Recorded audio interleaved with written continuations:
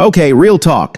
History classes made you think human civilization is this nice, steady climb upward, right? Cavemen to farms to cities to iPhones, clean progression. Yeah, that's complete garbage.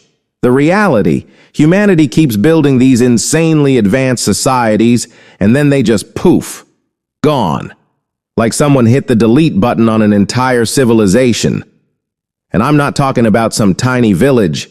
I'm talking about empires with millions of people, advanced technology, and massive cities that just evaporated. Let's start with Land of Punt. Every civilization we're going to cover next. We still have some idea where they located and at least found some of the ruins.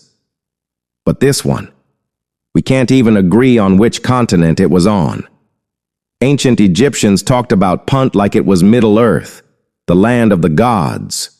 For over 1,000 years, that's right, 1,000 years, Egypt traded with this kingdom. Gold, ivory, exotic animals, frankincense, myrrh. If you wanted luxury goods, you went to Punt. And this wasn't small-time trade. Frankincense and myrrh were worth more than gold. They used it for everything: religious ceremonies, embalming mummies, perfumes, medicine. Punt had the good stuff, and Egypt was addicted. Queen Hatshepsut sent an expedition there in the 1400s BCE. 5 ships, 210 men. Journey took months by sea from Red Sea ports. She was so proud of this trip, she carved the entire thing on her temple walls at Deir el-Bahari. Ships loaded with treasures, palm trees, houses built on stilts over water. She even drew Punt's rulers, a king and queen. The expedition came back with 31 live myrrh trees that they transplanted in Egypt, plus baboons, leopards, gold, ebony, and ivory.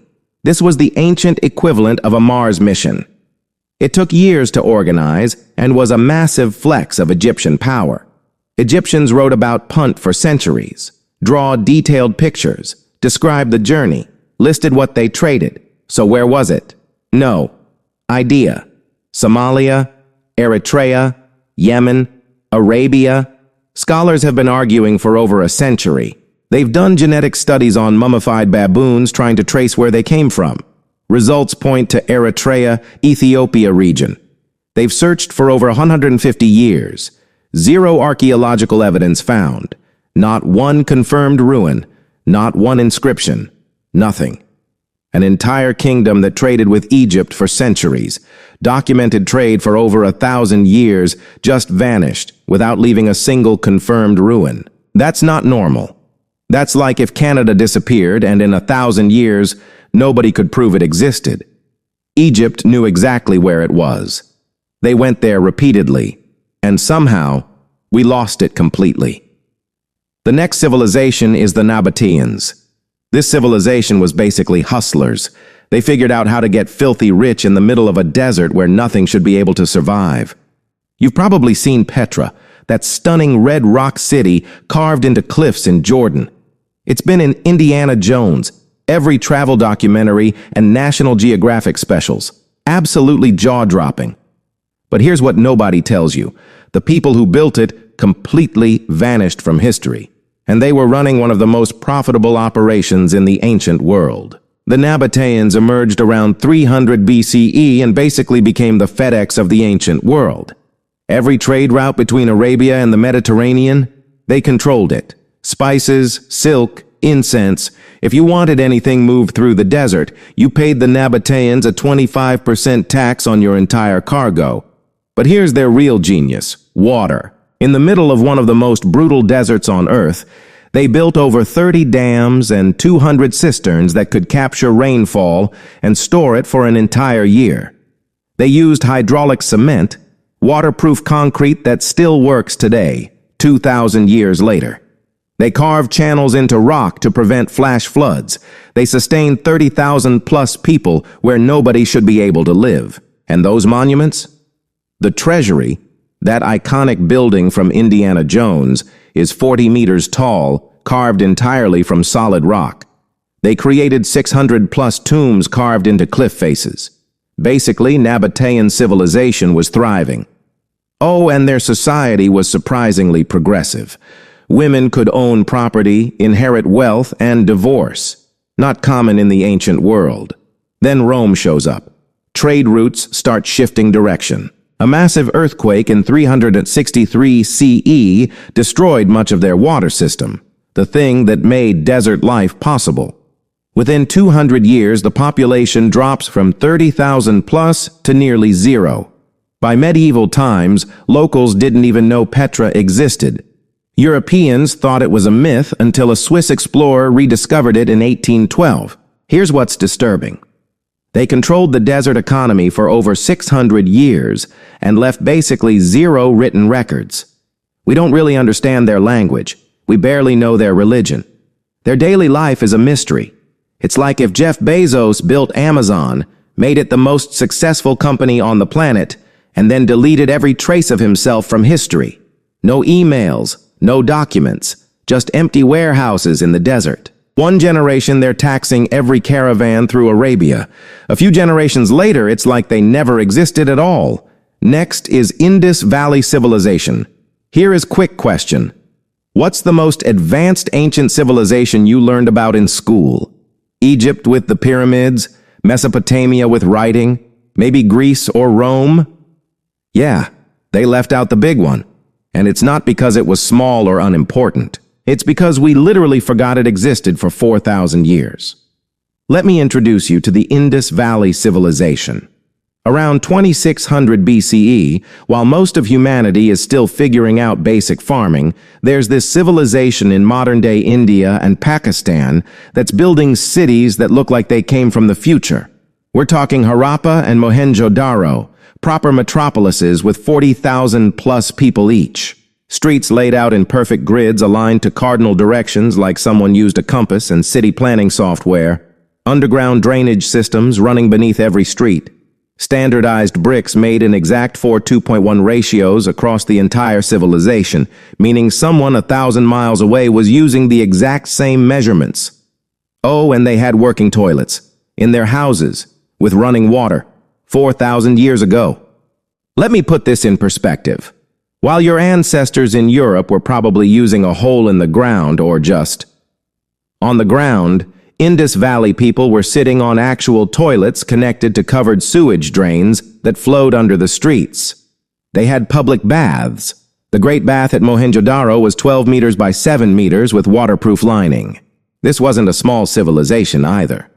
At its peak, it covered 1.5 million square kilometers, larger than ancient Egypt and Mesopotamia combined. We've found over 1,400 settlements so far. 5 million people living in cities with better infrastructure than some modern towns. They're trading with Mesopotamia. We've found Indus seals in Iraq from 2300 BCE. They're exporting cotton and were the first civilization to grow it, actually. Also traded timber, ivory. They have standardized weights and measures that work across thousands of miles. Everything's organized, everything's running smooth. And here's something weird. No palaces, no temples, no giant statues of kings, no weapons of war. This might have been the most peaceful ancient civilization we've ever found. Just people living in well-planned cities, trading, building, and existing. Then around 1900 BCE, it has become a ghost town. Not burned, not destroyed, just empty. Everyone's gone. These massive cities with 40,000 people each are just sitting abandoned in the desert like someone flipped a switch and everyone walked away. Most frustrating part is that we still can't read their language. They left writing everywhere, 400 to 600 different symbols on seals, pottery, everywhere. It's like trying to read alien hieroglyphics. Scholars have been trying to crack it for a century. Nothing. There are assumptions about how Indus civilization disappeared. Probably a drought? Maybe the Saraswati River dried up and destroyed their agriculture? Was it invaders? Maybe. But there's no evidence of warfare or violent destruction. Disease? Possibly. Was it internal collapse? Could be. Bottom line is nobody knows. The whole civilization just checked out, and they took all the answers with them. Next civilization is Kingdom of Aksum. Here's a fun test. Name 3 ancient African empires. Egypt. Okay, that's one. Mali, Maybe. Now name an African empire that minted its own gold coins, controlled trade across 3 continents, adopted Christianity before most of Europe, and was considered an equal to Rome, Persia, and China. You are probably drawing a blank? Yeah, that's the problem. Let me introduce you to the Kingdom of Axum, and trust me, the fact you've never heard of it is a crime against education. From 100 CE to 700 CE, Axum, in the highlands of modern Ethiopia and Eritrea, was an absolute powerhouse. Not successful for Africa, successful period. We're talking about an empire that made Roman writers nervous. First off, they minted their own coins. Gold, silver, and bronze. You know how big a deal that is? That's not just we have money. That's we have such a stable economy, complex trade networks, and political organization that we can create standardized currency that other kingdoms accept. That's a very big deal in ancient times. For context, they were the only sub-Saharan African kingdom to do this in the ancient world. Finding an Aksumite gold coin in your archaeological dig meant you'd found serious civilization. They mastered architecture and engineering. Now, here's where it gets really interesting. King Ezana converted to Christianity around 330 CE. That's before most of Europe. While much of Europe was still pagan, Axum was building churches and establishing what would become the Ethiopian Orthodox Church. They were one of the first major Christian empires in world history. Axum controlled the Red Sea trade for 600 years. They had fleets sailing to India. They traded with Rome, Persia, and China. They controlled both sides of the Red Sea. Parts of modern Yemen in Arabia were under Aksumite rule. Merchants came from 3 continents to trade in Axum.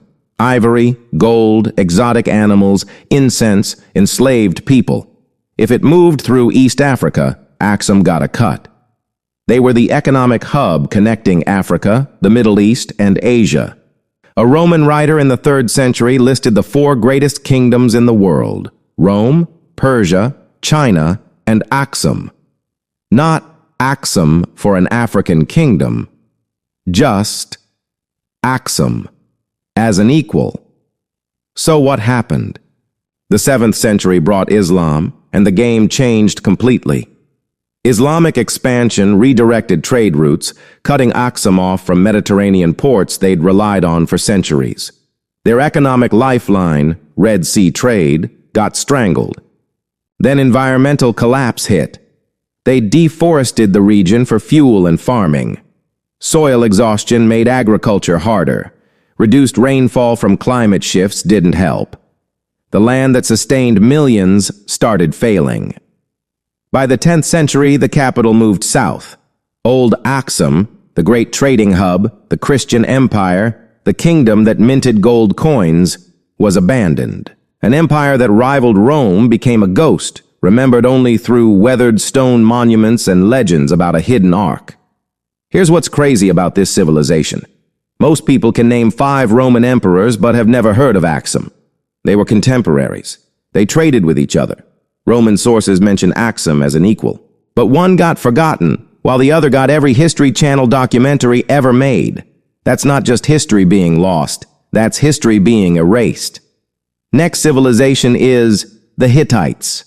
The Hittites ruled Anatolia from 1600 BCE, rivaling Egypt and Babylon. They mastered iron before everyone else. They signed the world's oldest peace treaty with Egypt. 1200 BCE, they're gone. Cities burned, language dead. For centuries, historians thought they were myth. The Bible mentioned them once or twice, but scholars were like, yeah, that's probably made up. Then in the 1900s, archaeologists found their capital Hattusa and thousands of tablets proving they were extremely real. What destroyed them? Possibly the mysterious sea peoples who wrecked the Bronze Age, possibly famine, possibly civil war, possibly everything at once. An entire empire disappeared so completely that people thought it was fiction until we literally dug up their capital.